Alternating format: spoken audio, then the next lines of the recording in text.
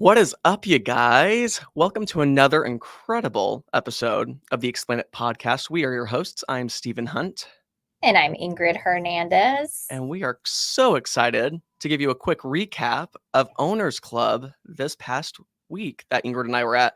Now, real quickly, before we even hop into that, you'll notice that Ingrid and I are in separate rooms today. I am being quarantined per Ingrid. I came back from Boston and I do have a bit of a cold. So I am powering through this. And I'm grateful that Ingrid was still able to do this with me too. And we're just going to be separate today. We're about 20 feet apart. Her office is right next to mine. Yeah, I mean, we should take advantage of all the quarantine processes we learned back in the day. Yes, absolutely. So let's jump straight into it. So Ingrid, before we even talk about what we learned, like what the heck is Owners Club? I see these posts all the time. Like, what the heck is Owners Club? How do I join Owners Club? Like, what is this thing? Well, Owners Club, at least from my perspective, is really just a mastermind. It's an annualized mastermind with folks who really want to level up their business, and kind of said in the name is we want to be owners and not operators. So Owners Club was to help us see things differently, step up our game on what our goals are. Like, I almost liken it to like a 10x point of view where yeah, this is your goal, but what if you actually push yourself further to make it look bigger? And then if it's going to look that big, what are the things that you need to incorporate into running that business so that it makes sense? So, what do you think? What do you think Owners Club I is? think that was a beautiful explanation. Yeah, it's taking on the mentality of being an owner. Now, one of the cool things with Owners Club to get you into that swing of things is that we're actually owners of Pace Morby's businesses that he has brought to the Owners Club table. So, as a part of being a member of Owners Club, we got the opportunity to buy into his title business, which is now going nationwide. We had the opportunity to be a part of Prop AI, which is the AI outreach software that he's created as well. So we got shares of those companies as being a part of Owners Club, which is super, super cool. We actually got our first disbursement check at Owners Club as well for being a part of the title company, which was a cool experience. Nothing life changing when it comes to the money aspect, but it was a cool experience. It was awesome to see the collaboration and all the hard work that they're putting in on their end and how it's really coming to fruition. And then being able to learn from those individuals as well. That are building these companies, that are scaling these companies at a rapid speed, like hyper rapid speed when it comes to scale. Yeah, I mean, if you think about how quickly, in the grand scheme of a timeline, how quickly Pace was able to build. This is why we're not in the same room, guys. We're in the same room. If you look at Pace and what he's been able to do, one of the life-changing things for me that he kind of made me think about is like what kind of opportunities we provide to feed other people and their families, right? I was always kind of afraid of honestly being responsible for that, because that is an awesome responsibility. And to know that your businesses have to help other people thrive, that pressure, that responsibility is a little bit scary. And I remember when I was first starting out thinking like, could I do that? Like, I'm just trying to like eat like myself, like have my own family have food on the table and like ways to pay our bills. And to think bigger was scary. And I feel with what Pace has been able to do and Jamil has been able to do. I mean, Jamil franchised one of the fastest growing franchises in the United States. Like, Crazy. that's crazy. So when you think about wanting to scale, wanting to work and operate like an owner versus, an operator per se, you have to have the kind of leadership and mentorship with people who've actually done it.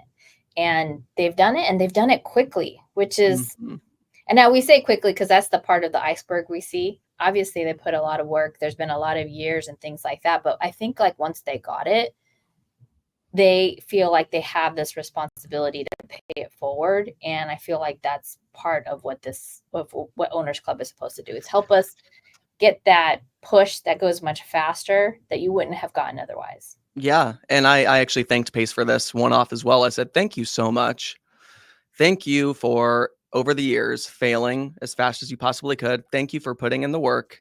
Thank you for losing money. Thank you for doing everything that you've done and spending all the money you've spent to get to where you are at today, so that you could shorten the time frame for myself and for Ingrid and for so many of us here to be able to scale rapidly as well. I mean, the learning curve that has been shortened for us, Ingrid, is insane. And as soon as we run into any problem in our businesses too, it's nice because Jamil and Pace have already been through those things. 99% of the time, they've already been through those things. They can relate it to another aspect of where they were once in their life, as we are getting our businesses off the ground to become self-sustaining organizations. They have the ability to give us insight and shorten the learning curve. We don't have to go looking for it. We don't have to fail a bunch of times. We still have to fail. We still have to put in the work. We still have to do all the things. However, they're shortening that time frame, and that's been invaluable, is what I could say. Yeah, I 100% agree. And I think one of my proudest moments, even though it was a vanity number, doesn't mean I was taking home this much. I was actually just talking to somebody about this, that like, first of all, I want to make sure that we're hitting the elephant in the room. Yes, it's the day after the election, and yes, Trump has been declared the winner. But I was talking to somebody on the phone and via text, and I was like, I'm not going to let a president dictate whether or not I'm going to be successful. And in the middle of Biden's presidency, I've made the most. Like, my revenue was almost at $900,000 plus my job's money, which carried me through over $1 million. Now, again, I wasn't taking all of that home, but I certainly never had it before. And so I don't think it was because Biden was in office at all. I also don't think it was because Trump was in office. I think it was because we put in the work and we focused on the goals that are at hand, and because we still live in the greatest country in the world. And Absolutely, those we do. types of opportunities are there.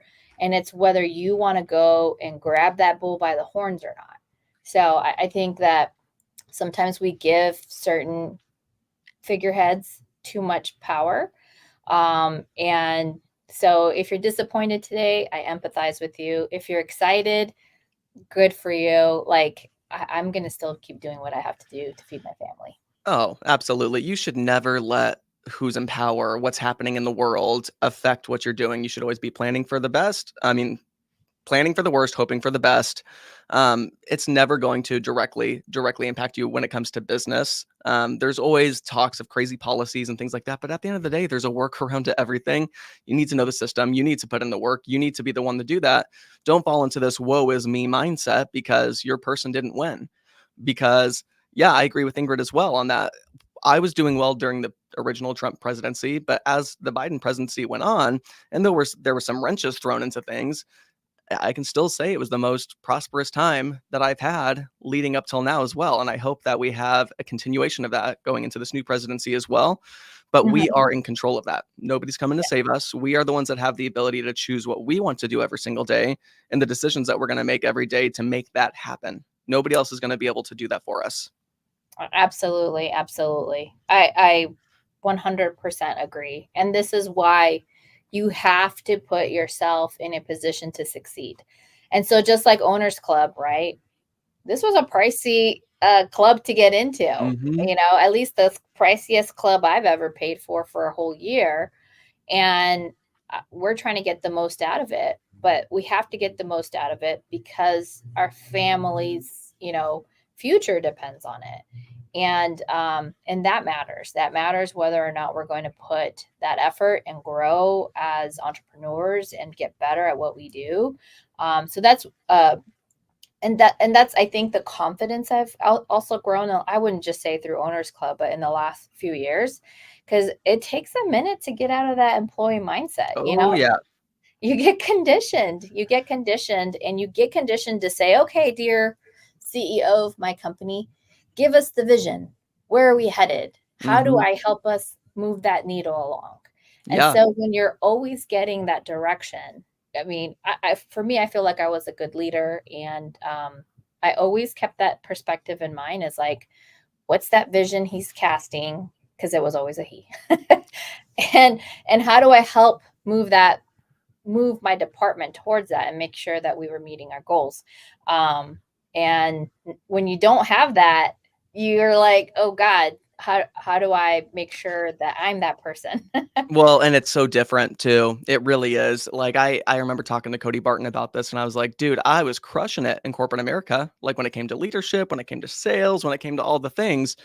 But when you go into your own business, because when you're in corporate America, we all have this idea of like, I'm going to go into entrepreneurship and I know what I'm going to do different than what this company's doing. And I think I got it figured out. And then you actually do it and you realize that every last little task, every movement, everything relies fully on you.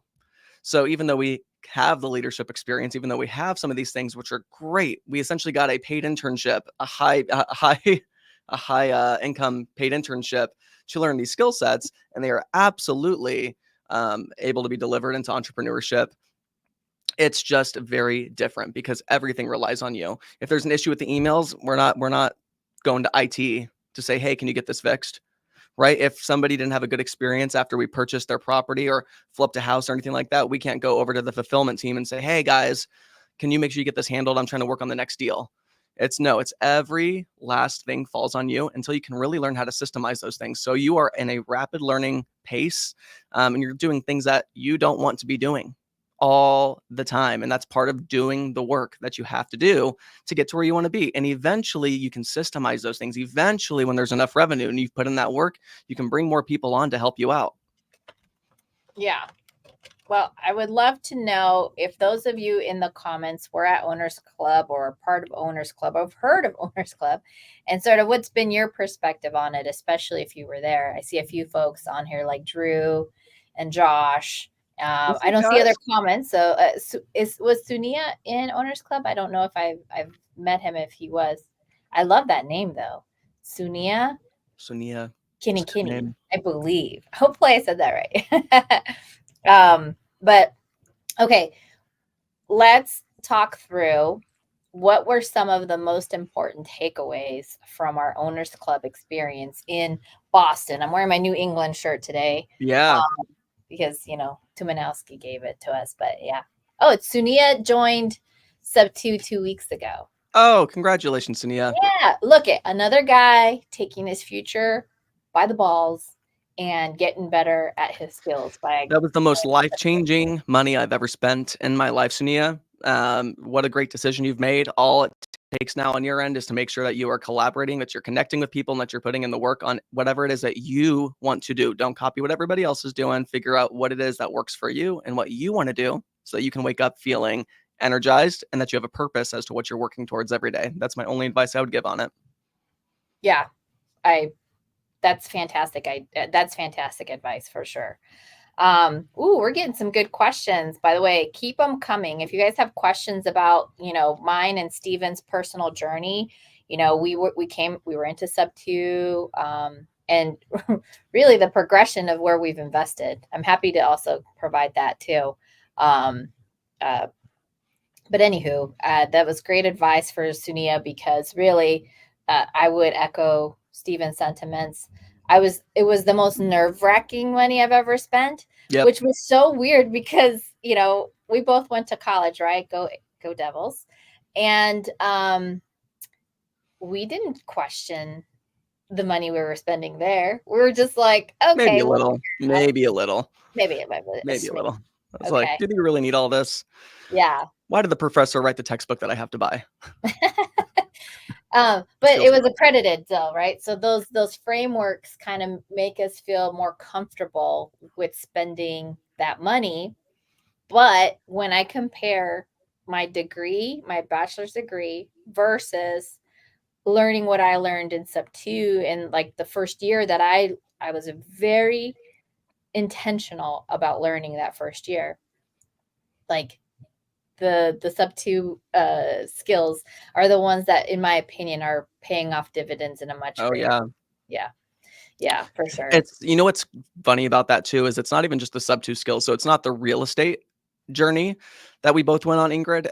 It opened my mind up to business more than my mind has ever been opened up to business. And I'm somebody that obsessed over it, right? When I was before I got into sub two, going through college, working my corporate jobs, all that kind of stuff. I mean, I was reading a business book every single week. I was learning about leadership, how to grow a business, how to start a business.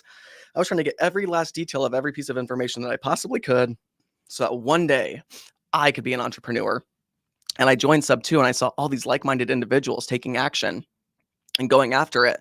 But the way that you transact in sub two is so similar to how you transact anything in business. And it gives you such a great understanding of how to get deals done, how to go find what you actually want, how to go generate everything absolutely from scratch.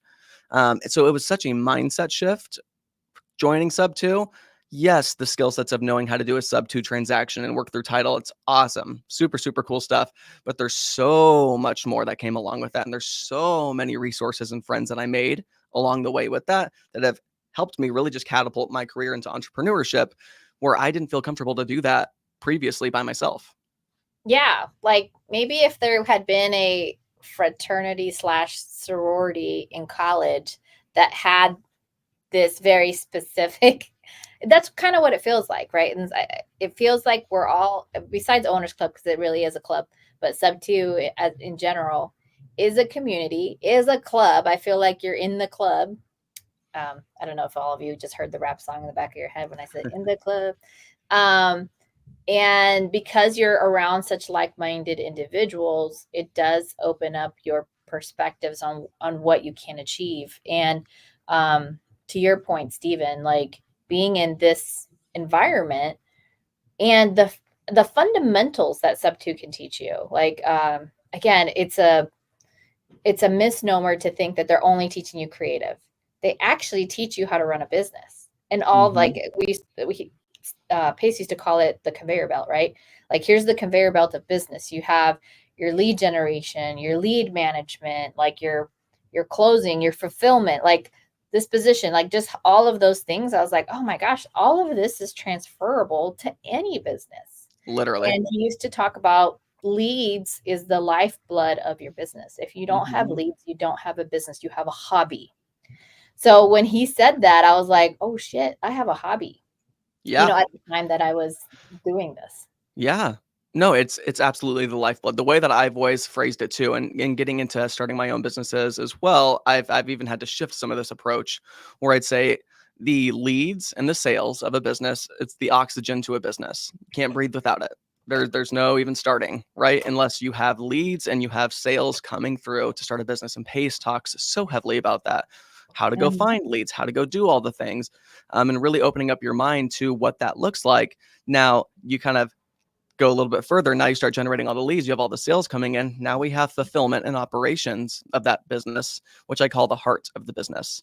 So we have the oxygen of the business, then we have the heart of the business. And the heart of the business is what's going to keep everything pumping. It's going to keep everything moving along. It's so that you can keep focusing on generating as many leads as possible, closing as many sales as possible, doing as many deals as possible, really leaning into that and keeping everything moving along and making sure that it's a great client experience and you have good client retention, you have good employee retention when you actually get the whole operational side of this down. And I feel like that's a lot more of what Owners Club even talks about. I feel like there was way less talk about the lead generation, which we talk about so much in sub two. But now that we are at this stage where, okay, generating leads really isn't an issue, right? It's not too hard to do that. Yes, it takes work, but it's become so much more easy to us because we've been doing it consistently.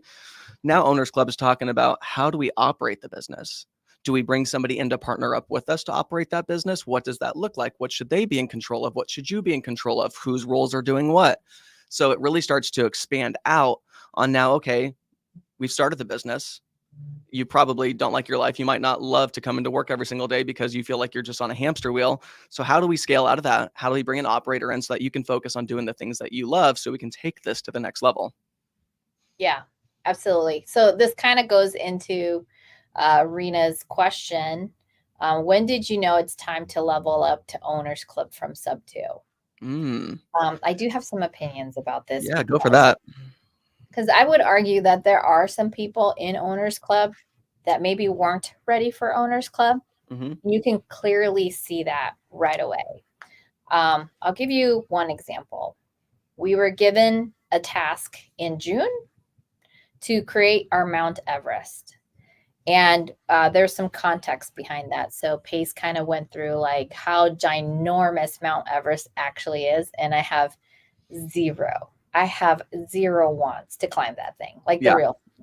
But when, he was talking about just how big it is, and, and you guys know Pace, like he's so good about contextualizing things in a way that you can consume and understand it. Like anybody can understand. So, um, it made me realize that we weren't thinking big enough about our, Golden Age Property Solutions business, seniorgaps.com, guys, if you would like to check it out. But it did help me and helped you, I think, all align on like, okay, what is that huge vision cast that we need to put together so that we're on the same page, and actually put some data and numbers behind it, because that's how our brains like it. Like when you have numbers and things that are tangible, your brain then seeks out how to get you to that thing that you want. And now when people ask me, what's your Mount Everest? I say that one sentence liner like nobody's business, because Yeah. we are now in November, for crying out loud, and we should be able to say it that easily. And Oh, absolutely. yeah, so there were some folks in Owners Club that could not easily identify or say that. And I think it really showcased like who's there, who maybe was at the right rung, and maybe they need to take a consideration to say, okay, am I ready for this rung? Am I ready to move forward and vision cast this big? And so my opinion is, if you can't even get to that point, then I think it was premature to join Owners Club, because Yeah. your mind, if anything, your mindset is not in the right place yet, and you have some business maturity to still go and like complete. Yeah. So that's one. And the other very obvious for me, Rena, is whether or not you're financially sound. I don't like to make any decision if it means I'm not going to be able to feed my family. Now, there's some very heroic uh, accounts of how, oh, I had, I think about like The Rock, who had like $7 in his pocket or something and was able to transform it. It really helped him push um, beyond what he was able to do. But it was only him. He didn't have a family to support, which my family dynamic is I have a whole family to feed.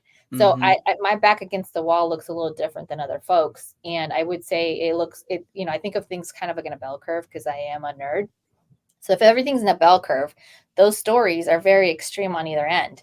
So I generally am more centrist. So I'm like, how am I going to hit those? I'm more conservative in my approach. So I think if you are consistently making income, Rena, and you have a clearer picture of what you want to accomplish in your future, and you understand the fundamentals of business, not necessarily sub two per se, because I don't think it's a sub two progression. It's maybe you want to be the best roofing company of all time. That's nothing to do with sub two, but Owners Club could help you think bigger than what you have. So that's how I know, like, you're consistently making money, and making this investment in yourself isn't going to take like food away from your family's table. Well, what's your take on it, Steven? Yeah, I would agree. I think that it's very much so centered around trying to build efficiencies, how to become more loud, how to really pour gasoline more so on the business that you already have. So we did run into those folks that hadn't started their business, but they kind of had an idea, but they didn't really define it. I would say the ideal candidate, somebody that's going into Owners Club, is somebody that started their business. Maybe they're tripping, maybe they're stumbling on themselves because they don't really know what the next steps are, but they're generating income and they have a vision. They have kind of where they want to go. Now, to that Mount Everest point, something that I'd love to point out too is that when you do have your business, now the most important thing is to always just get started. Just go. Just get it going. But take that moment to self-reflect. And I do this. I'm premature on this. I always start with the end in mind, right? Before I even start the business. I'm always like, what am I trying to accomplish with this business? Do I want to sell this business one day? Is this a business that I want to operate for the rest of my life? What do I ultimately want to accomplish with this business? And I work myself backwards from there to really create this entire vision. Because you guys, what ends up happening is you are going to grow. When you put in the work and when you are taking action, you're going to grow and the business is going to continue to grow. And there's going to become a point in time where you don't have the ability to drive that forward anymore. You're going to get stuck in a certain place. You're going to become overwhelmed, and you're going to have to create efficiencies, and you're going to have to bring other people into the business, whether that's employees, whether that's partnerships, whatever the case is. You're going to have to bring these people in, and nobody's going to want to work with you if you do not have a vision and a clear expectation of what the end is going to look like. You want to be able to talk to that, and you want to have that in the back of your head, and you can drop it at any moment. Ingrid just said that she could rattle this off instantly, our Mount Everest, when it comes to senior gaps. And that's because we've talked about it into oblivion. We've talked about it every single day. Like it makes so much sense to us. We know exactly the direction that we'd want to go. Now it's a matter of, okay, cool. We see the full picture of what we're trying to accomplish here. Now we can take the steps to say, how do we implement to make sure that those things are becoming a reality? Yeah. Ooh, I would love your opinion on Sunia's feedback around this. Sunia says, I'm in construction for my job now. My end goal is everything multifamily, whether it's wholesale, fix and flips, and buy and hold. I'm starting with wholesale. Do I try residential first or go big and try MF? Ooh. Personally, I mean, I'm a residential guy. Don't get me wrong. I love multifamily. I love development plays. I love all those things. But I personally, for me, would start in residential because it's a different breed of people that you'll be talking to. The sellers are going to be completely different than the sellers you're going to be talking to in multifamily. You're most likely not going to run across a distressed seller that's in the same pain points as a distress when it comes to residential as you are in multifamily that owns, 127 units. They're going to be a little bit more astute, most likely. They're going to be a little bit more high level. They're going to have a little bit more of an understanding of what the real estate market looks like, what their property's valued at, all that kind of stuff. And they're going to want to get certain numbers out of those properties. Whereas when you go to the residential side, these are pains where people need to alleviate themselves. And it's just you one-on-one with that person. I personally think it would be easier to dip your toe into the residential side and then start working your way into the multifamily side. I'm not saying you got to hang out there forever, just saying maybe dip your toe into it a little bit before you even rule out the residential side. A lot of the times I see people trying to go straight into multifamily. It usually is because there's an ego attached with it, is what I've noticed, is just because people think, wow, I'm just going to go big right from the start. I want to be the whale hunter that went and got the cool big thing. But that's only cool when it happens. And then the next day it's like, well, what else is happening in your world? And it's few and far between that you're getting these multifamily deals at the same volume that you're going to be able to get the residential deals to be able to get all of your training and development for yourself in. Yeah. I would echo a lot of what you have to say, with the exception if it's small multifamily. Mm-hmm. So if you're talking about like duplex to a duplex to triplex to fourplex, I think you can still very much play in that space because it's still the in between residential and multifamily, and you're still talking to a lot of smaller players, like small sellers, right? And the up down of it is still reasonably like affordable. I'll say affordable, but I don't mean affordable. I mean like obtainable, right? And in terms of cost, like what it would cost to buy, and like using your sub two skills, how you can leverage those creative finance ways to actually buy them with relatively no partner. Once you start getting into like 20 units or more, that's when you have to start creating like a team. For me, multifamily is a team sport. It's really, really difficult to do it by yourself. So when you think about this is owning a whole bunch of single families at scale, with the upside is that it's all in one place, right? Like Stephen and I, we have our 14 properties, respectively, but they're all over the state. And I have one in Houston, and so the economies of scale are not there where they are in multifamily. And to Stephen's point, the bigger in the units too, you're talking about a completely different seller who might be more snobby, like, white collar dudes. That's sort of the stereotype that I have in my head. And just because I like to be a little bit controversial, you're in construction. I don't know what kind of construction job you have. I don't know what kind of corporate experience you've had. I know that when I came into sub two, I had almost, I think at the time, 17 or 18 years of corporate. So you have to speak very specifically so that people can hear you. You have to understand the dynamics going around you. You have to understand office politics. And all those things actually play in my favor in like the higher unit multifamily space. In the residential space, it actually works against me. It works against me to be too professional. That's why I wear t-shirts all the time now. But like you have to be a little bit more casual in the residential space. So that might actually, again, I'm being judgmental, Sunia. So you could just tell me like, shut up, Ingrid. You don't know what it's like to frame. I don't know what you do. So I'm just saying that you have to kind of understand who is the avatar you're serving, and then how do you use your current skills to serve them, or do you have to upskill in certain things? And I think if you start in residential, that's where you can start like really cleaning up those skill sets so that you can try your hand in multifamily. It's a lower cost to entry, even if you're talking about duplexes, triplexes, and whatnot. We have a fourplex that was sold recently with our property management business, and the buyer kept it in management with us, but they sold that property for $1.2 million, that fourplex. And that's a lot of money comparatively to buying a $240,000 house like we just did yesterday, Ingrid, right? That we just closed on. So that's a little bit more manageable, especially if you have some extra funds set to the side and you're wanting to do this. Hey, I just want to do this on my own. That's how I did my first fix and flip.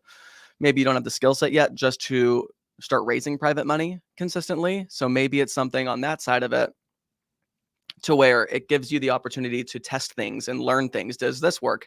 That's what I did my whole first year. I over renovated the crap out of a bunch of properties. I did all sorts. I removed walls that didn't need to be removed. I completely changed layouts of houses, and it gave me all this experience, very expensive experience to gain.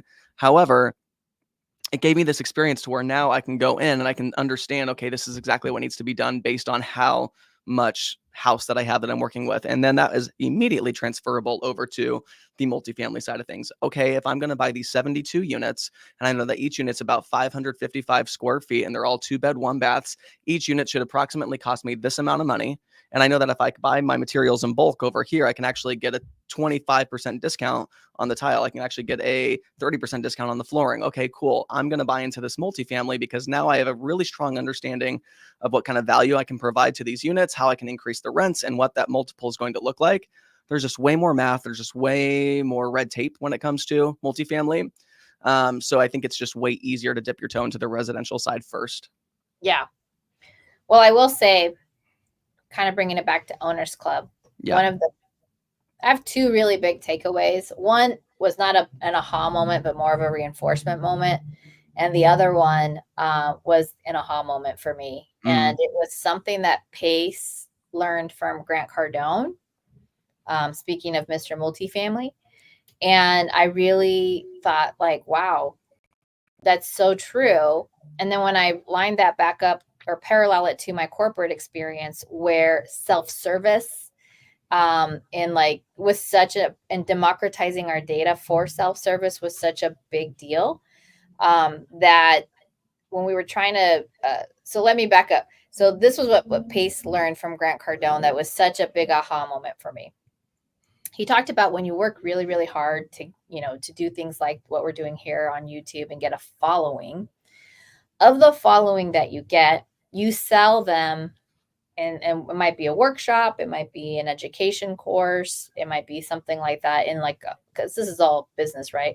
So when somebody catches on your funnel, you're only going to get about 1%.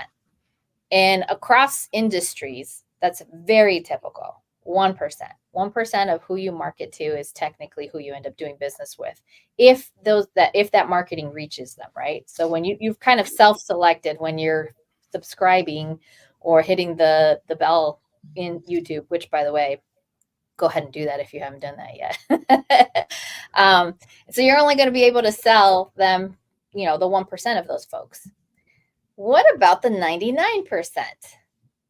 And Pace was told by Grant Cardone that that's where he became a billionaire. The 1% was where he was a millionaire. He became a millionaire by his followers and like the education and workshops he sold to, his sales coaching stuff. But the 99% is where he became a billionaire. Why? because he understood that that 99% was not going to be like me and you, Stephen. They weren't going to spend the money for education. They were just going to be on information overload. But what they needed was a done for you model.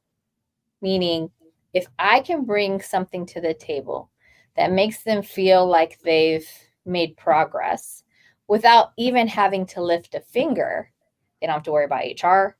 And Sunia, think about this as a multifamily perspective, right? You're going to have to employ lots of people. You have to be able to operate all those people. So you need leadership underneath you as well, and be able to do all of those things through multifamily. Multifamily is just a business at a grander scale. And if you can buy into that and do nothing except give your money, that's how Grant Cardone became a billionaire, by focusing on the 99%. So awesome. Yeah. So That was awesome. my takeaway. He revolutionized the industry of multifamily, truly. He was one of the first people to really be public and be an influencer and create Cardone Capital and give people that are the everyday people the ability to invest in this mega asset, right? If you have as little as $1,000, you can invest with me into this, and this is what your returns are going to look like. And you can have ownership in this huge product that I'm going to do all the work. All you have to do is put the money in, and now you can be engaged, you can be involved. And what do you think that did for his engagement as well, for people that actually watch his content, people that were just sitting on the sidelines watching his content, and they go, you know what, I got an extra 50K in the bank. I think I think I'll throw 5,000 at this. It seems credible. It's something that I want to be a part of.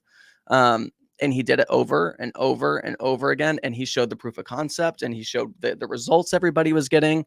Like, this guy changed that industry almost entirely. And we've seen such a surge of influencers doing the same exact thing, because previously to this, it was primarily all institutional money that was going into large multifamily. At least the stuff that Grant Cardone's doing, $850 million purchases in Miami, 800 units, like crazy stuff. Mm-hmm. Yeah, no, I 100% agree with you. And so, I mean, I didn't even know that was a thing. Like, I had like Grant Cardone and Ken McElroy is the other person. And I found Ken through like Bigger Pockets. And I was like, oh, he lives in Arizona. This is great. So for me, that was like a big, and so then it makes me think about like what our marketing looks like, right? If we do want that Mount Everest goal of helping 1,000 seniors transition from their personal home into sustainable long-term care, right? That's our Mount Everest in the next 5 years. How are we designing our service to be a done-for-you model in a way that's easily conveyed, right? I will say one thing that we still need to work on is, how do we communicate what service we provide without people getting confused about what service we provide? It is something that I feel like I have to end up pitching and explaining, which is great because it gives me more opportunity to do that. And the more you do it, the better you get at explaining. But at the same time, you may only get that one shot with an executive working a senior living facility that maybe it's a big regional player, right? So you have to be really, you and I have to be really mindful to say, how is a done for you model and understanding that strategy incorporated into what we do? Because truly that's what we were trying. Okay, he's taking notes, guys. I just aha moment him. So it's like, that's truly how we have to think about our business, is how are we lining up with that? Yeah, I would totally agree with that.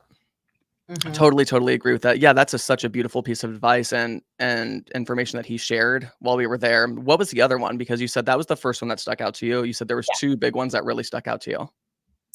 And then the other thing that really stuck out to me, once again, and it's threaded into everything we do, but the networking.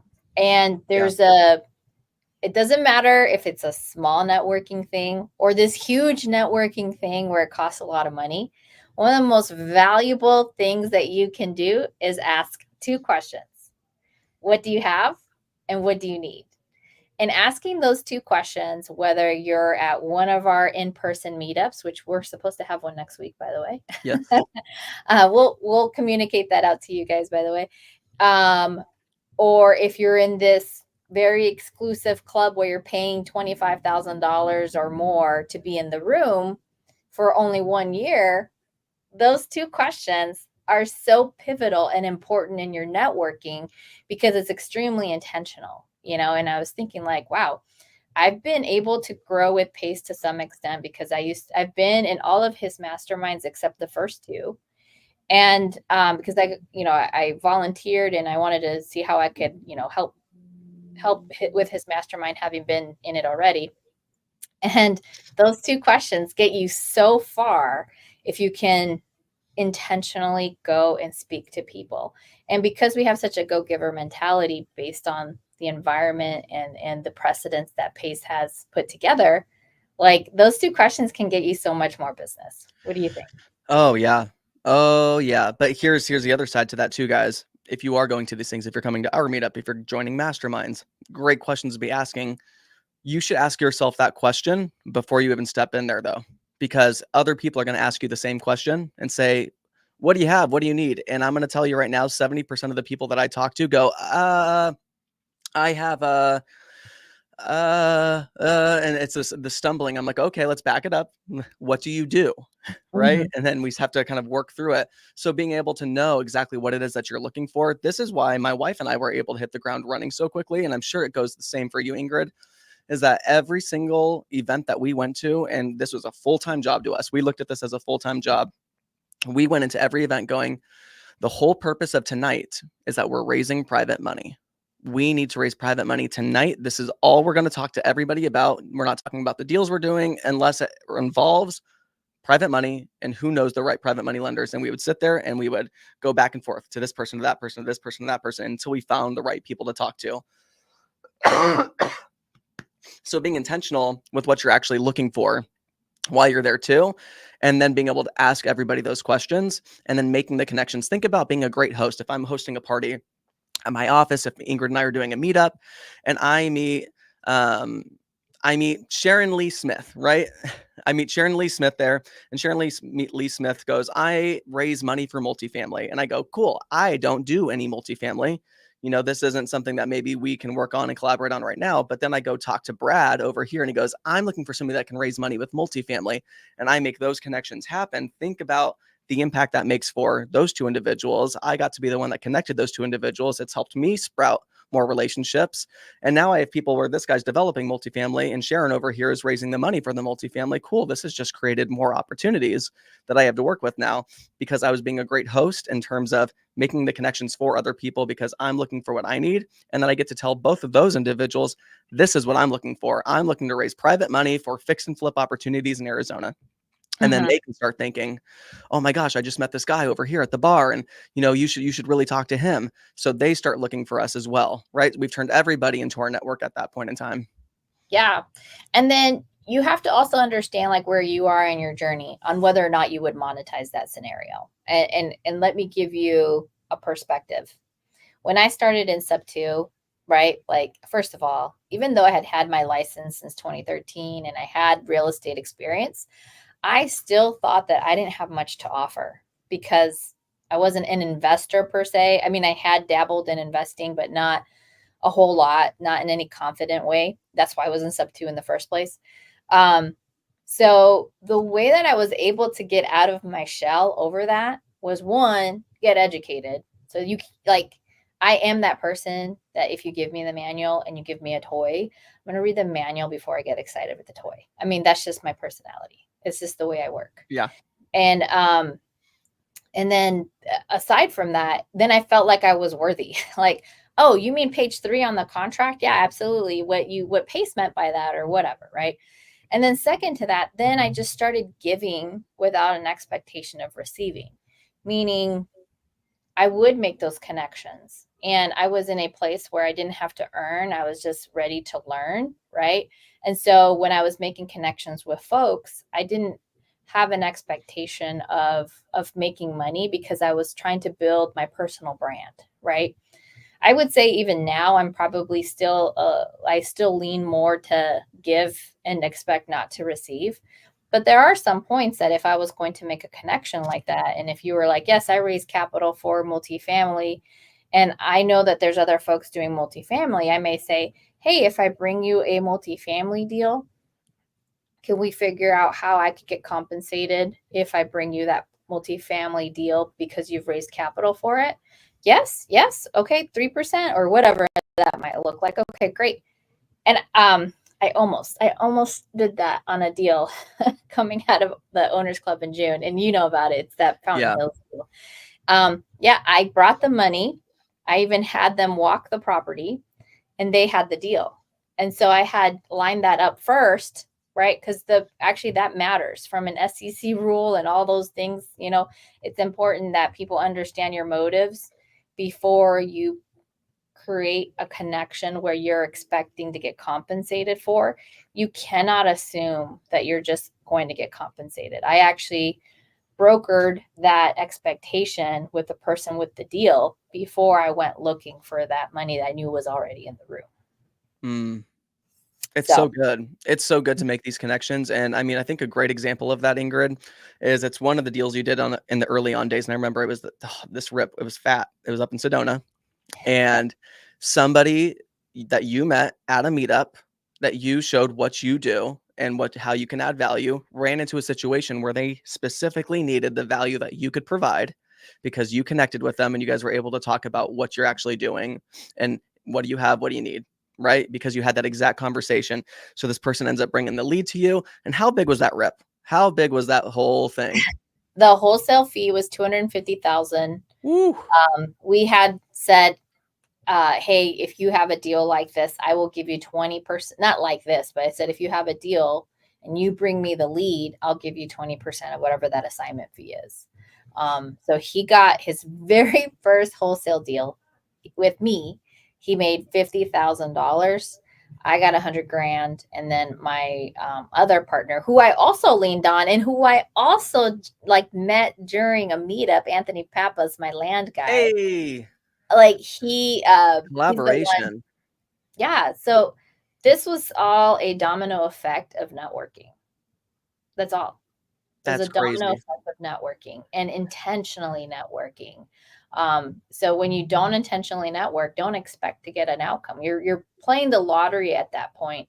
And I don't like to play the lottery. I feel like it's gambling, right? You're just going to lose your money. I like to be more intentional and know that there's going to be a number at the end of that intentional networking.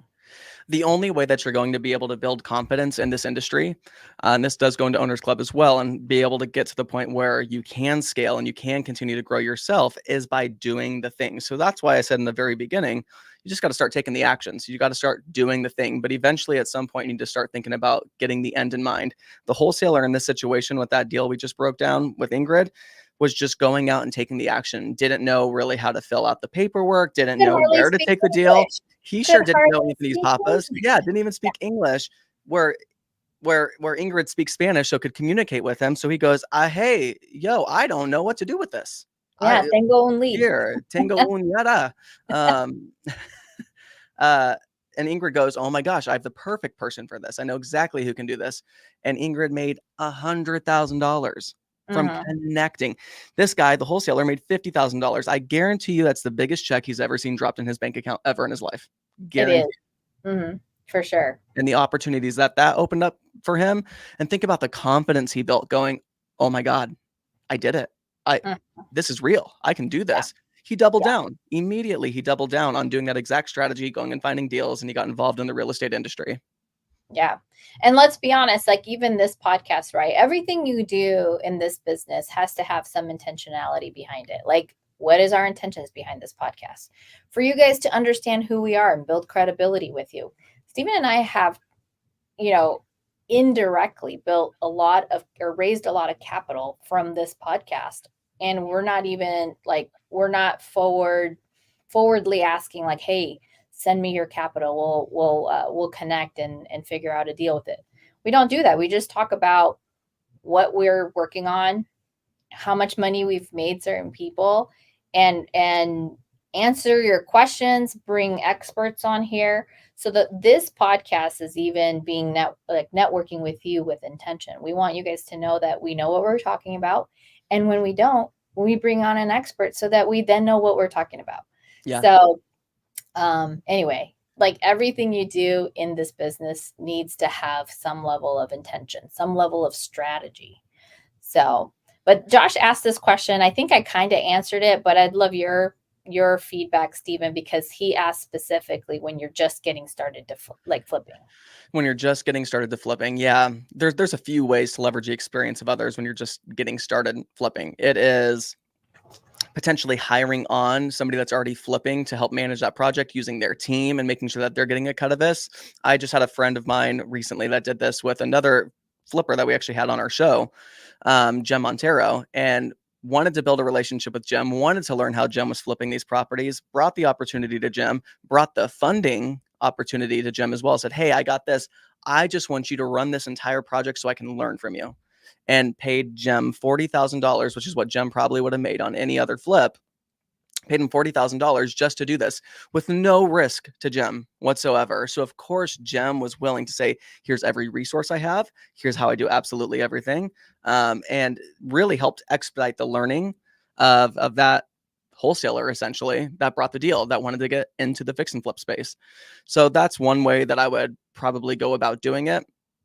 One way that I would not go about doing it is just asking to shadow people, or if they can go out to coffee so you can pick their brain, that they just want, 10 to 15 minutes of their time, because I can promise you right now, people don't have the time for that. Bring them money, bring them opportunities, and they'll be way more willing to work with you. Promise you.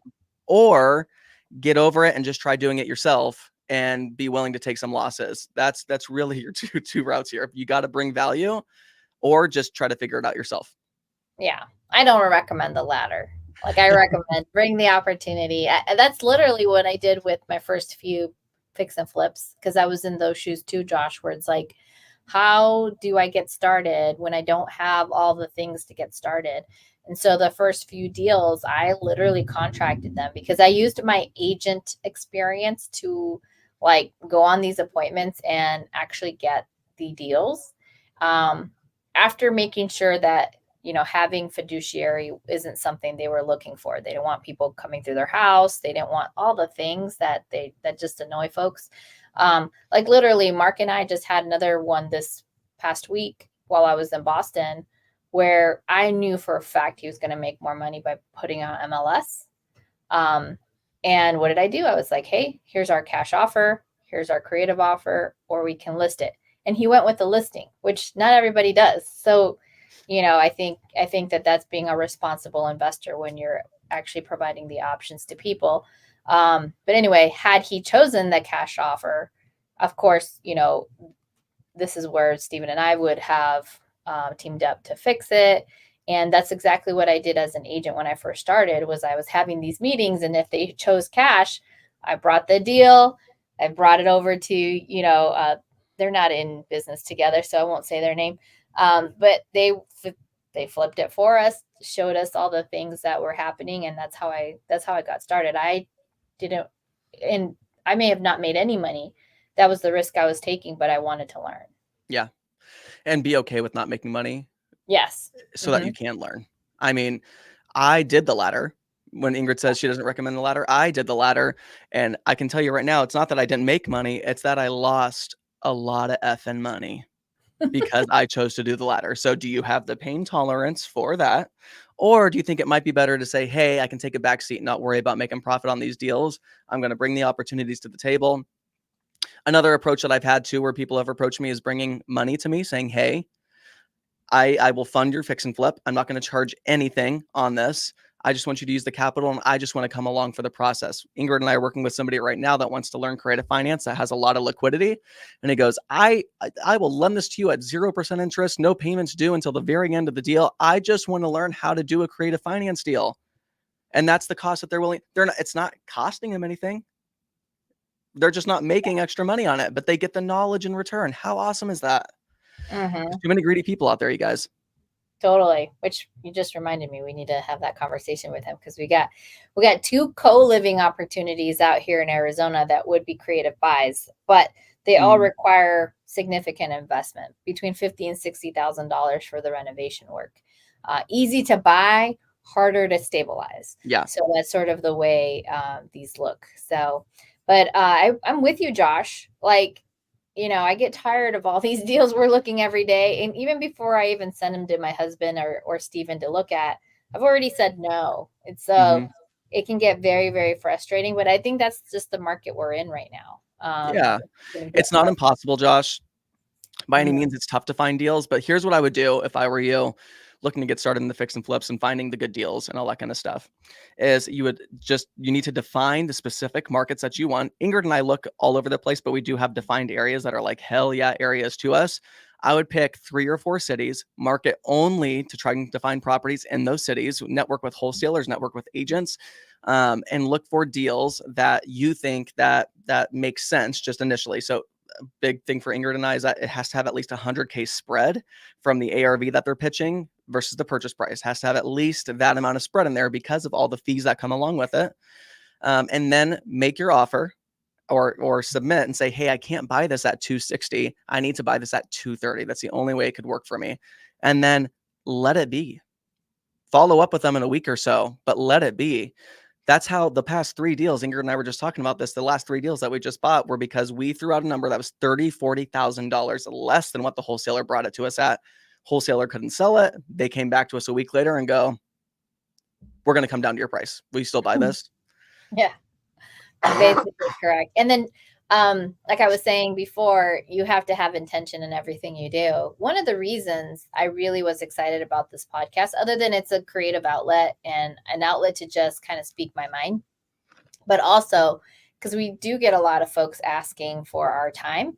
So I sent them my YouTube channel. I'm like, hey, come to this podcast. You can ask all the questions you want. Sometimes we'll even send you guys a link and have you guys up on the platform, which we maybe should have done today too, just because it's just you and I. So reminder for next time. Yeah. Because I know we're almost done. But that is another way for us feeling like we're giving back without it taking away from our busy schedule. Yeah. Steven's got a little toddler. I've got teenagers. Everybody, our family needs our time. And so we have to be very cognizant of where we're spending it. It's all about building efficiencies. Take the action and then start building the efficiencies around it, right? Ingrid and I are still doing this podcast. If you look at the original podcast with Ingrid, everything was just done from a laptop. There was no fancy schmancy mics. There was no fancy schmancy lighting. We didn't have a studio set up like this. That was all fun now that we get to have people come and join us with. That just didn't exist. And now it's been a progression and creating more efficiencies to where we can create these things. And now, boom, okay, yeah, we have to have an email list put attached to this. Okay, we have to add this to it. But we've already kept the ball rolling. We've already been taking the action. We've already been going through it. So that way you can start to create efficiencies. Don't create efficiencies around something that you haven't started. Yeah, totally. I hear you 100. But I think going to Boston was well worth it. If you guys missed my unicorn costume, then you're bad because that was a lot of fun to wear. And so just the kind of I'm with you. Like, actually, every time we go to these events, I always say I'm capital raising. Like, why am I here? I'm capital raising. Yeah. And if I learn about how to be a better business and then at the end of every single event, Ingrid goes, dude, I raised a shit ton of money. I sure do. Verbatim, every single, we always get on the plane. We're like, oh, how was that? Dude, I raised a shit ton of money.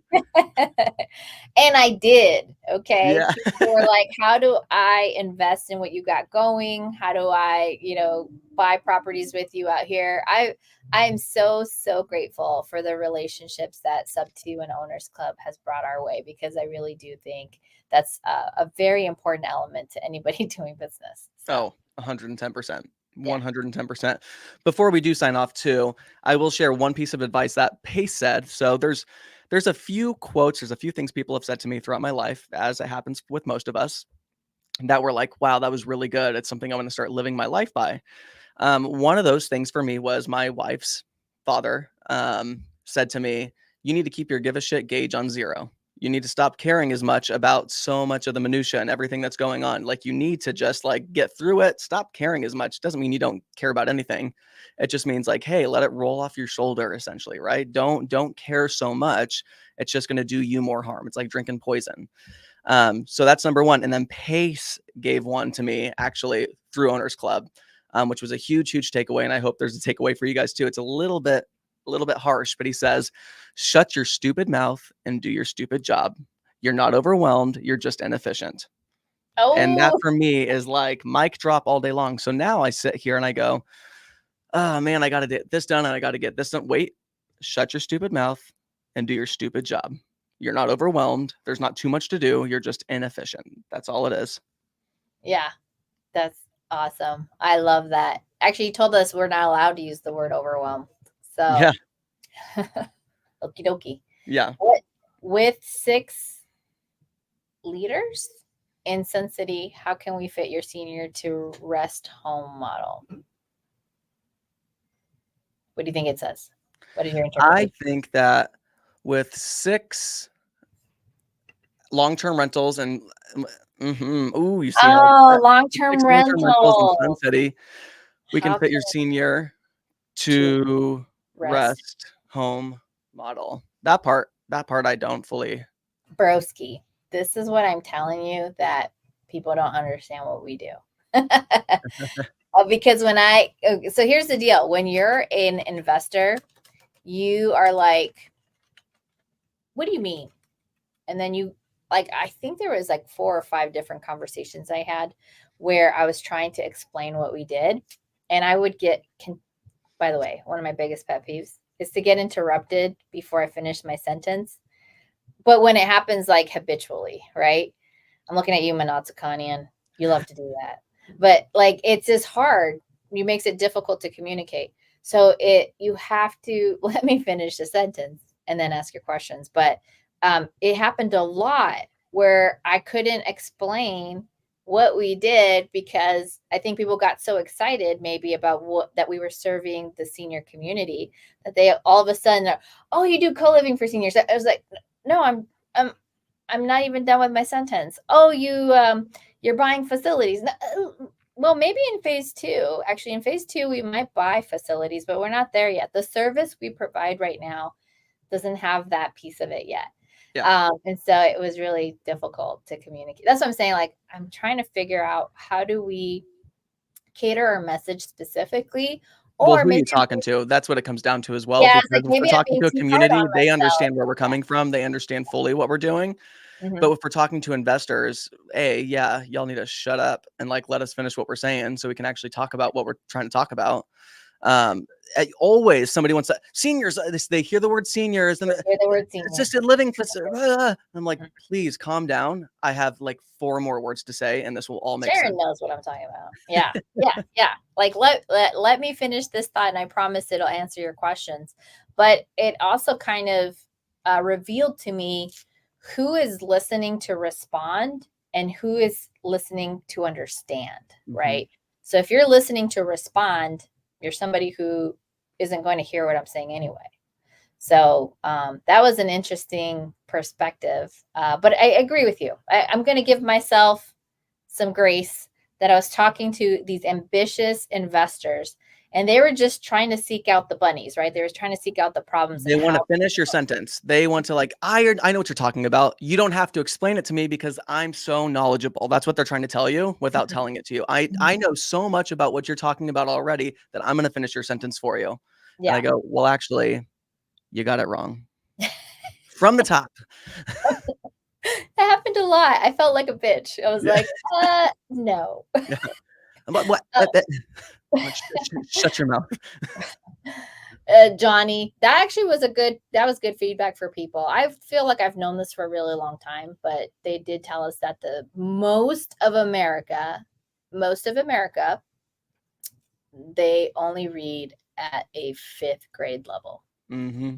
So, and it's often because they get through high school and then they never read a book again. Like literally, like that stat is scary. And this is what we have. So when you're communicating, when you're talking to folks, you have to be very clear in your messaging and know that that is the grade level you're catering to. So, but yeah. Tim Story actually had a fantastic point to this Mhm. because I agree. It's called KISS, first and foremost. Keep it simple, stupid. That's the number one thing. So every time we have a message, I always take it back and I go, how can I make this more simple? How can I refine this to be less words? How can I make this so that I'm saying as little as possible, but I'm getting the message across. We're keeping it simple, simple, simple. And what Tim Story said when he was speaking was, let's see here, I actually wrote it down because it was, here it is. If I had more time, I would have written you a shorter letter. Yes. And I'm like, that is golden. Yeah. You were born an original. Don't die a copy. 1000%. All right. Well, this has been a really great podcast. Thank you all for being so active in the comments. Genuinely love it. Like, thank you so much. Thank you guys. Henry, reach out to us, especially if you have 6 long-term rentals. Ugh, I can't speak. We would be happy to help you with those if you need it. And then we can explain to you a little bit more about what we do and what does that actually mean. So, yeah. Well, what do you think, Stephen? I think that this has been a great episode of the Explain It podcast with just the two of us. It's so nice to have just the two of us on. Love having guests, but it's also great when we get the opportunity to reconnect. You guys, sometimes this is the situation where Ingrid and I are actually getting to reconnect. Like, we haven't even broken down what Owners Club meant to us since we got back from Boston, because it's been so go, go, go, go, go. So we're over here. I'm like, I'm learning these things about what Ingrid took away from the conference just as much as you guys are at the same exact time. Mm-hmm. I know, this is very true. But as always, though, I'm really glad and happy that I get to ride this journey with you and Angel. So really appreciate it. Well. It was fun to see the family up in Boston. And so very cool. Well, guys, thanks for being on this episode with the Explain It crew, myself and Stephen. We really appreciate you. And as always, we have this podcast every week, every Wednesday from 1 p.m. to 2 p.m. Arizona time. And be on the lookout, because next week we will have our in-person meetup. And so we will be sending out communication very, very soon. And with that, we'll see you guys next time. See you next time.